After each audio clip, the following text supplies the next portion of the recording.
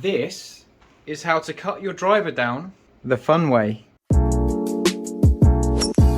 It's going a bit too high and it's spinning a bit too much, so if that's one of your problems, this could very much help.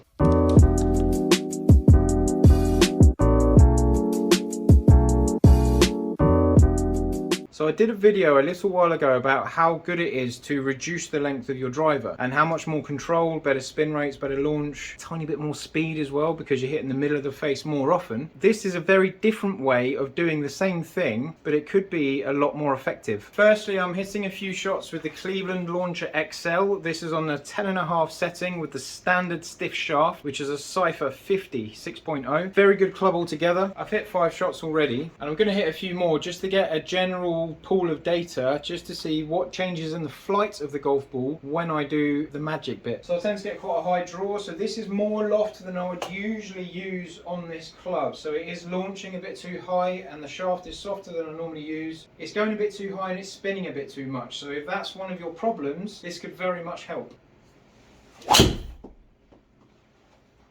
Lost my balance a little bit there, little draw. I tend to find this quite easy to draw because on the 10.5 degree setting it sits a little bit more closed. I normally use it on the 9 degree setting, which sits it a little bit more open and less lofted. Not a bad grouping.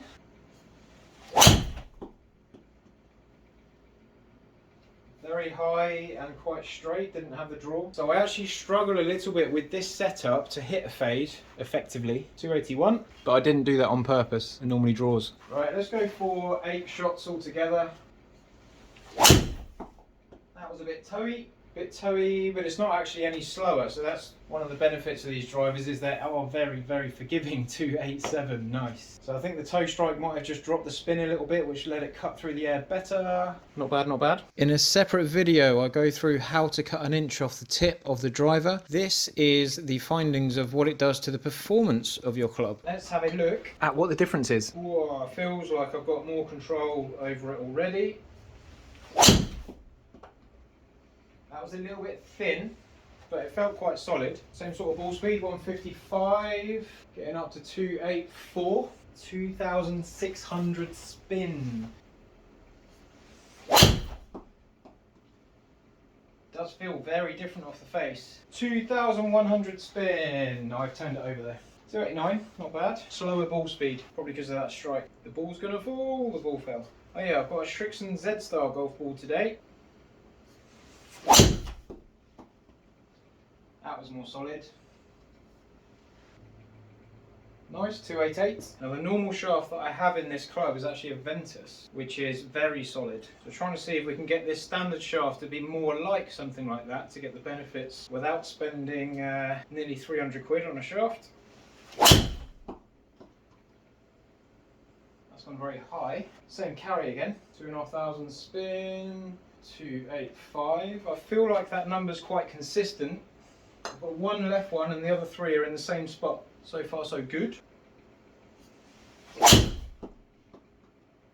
was nice. 2,400 spin. 289. Same. So my ball speed is looking slower. Ball speed's looking a little bit slower on the monitor. I haven't looked at the data on the screen yet. That was still 154. Decent amount of carry by all means. 288. Like same, all in the same area. I feel like even if I haven't gained anything distance wise or spin wise or whatever, I'm hitting the same spot apart from one. It's good. Oh, he's left one right. Did I speak too soon? Why did I do that? 283. Oh, that's so annoying. That's a bad swing. Classic commentator's curse. Oh, I've done it again.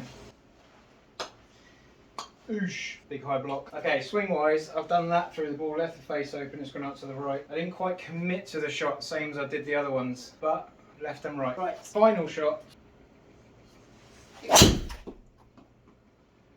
There we go. Back in the zone, back in the area all the other ones are at.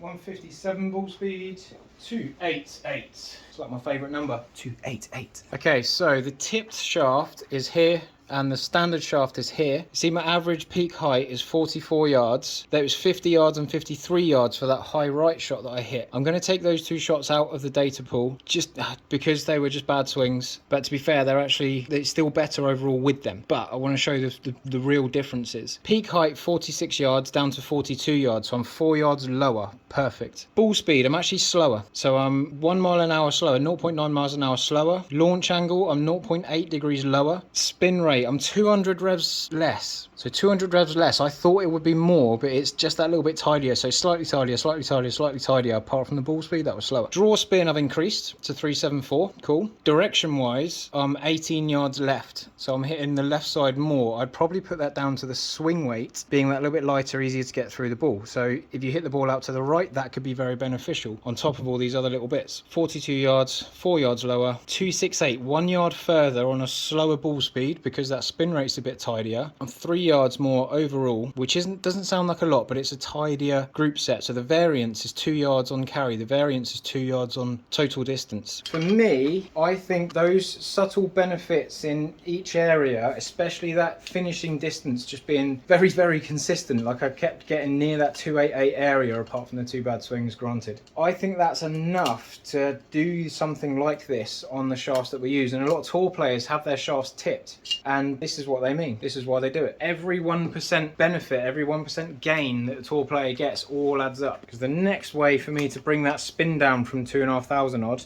is to just change the shaft to a different one that spins less. That, or you can change the loft. So for me, I'm going to tip every shaft that I put in a driver because of that just little bit extra that I get from it. Don't forget to like, subscribe, and comment anything that you think, or if you've done this before yourself, tell us what happened for you. Sometimes it's a bit of a placebo effect, but I think there's actually some real differences that you get from it. I would feel more confident with a tipped shaft than a standard one. See you on the next video. See you next time.